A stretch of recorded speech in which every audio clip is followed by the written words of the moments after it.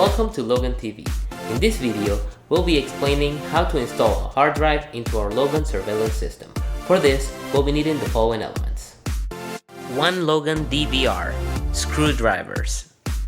Remember that before proceeding with the installation of the hard drive, you need to contact the Logan personnel through the email address shown on screen, where you will receive instructions to not lose your warranty when opening your device.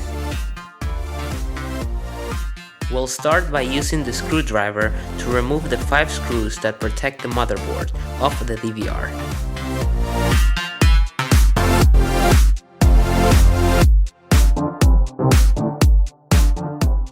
Then, we open our device and locate the SATA connector and its power cable.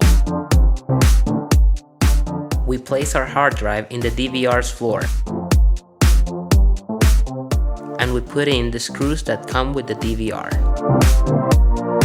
We close the device and we're done.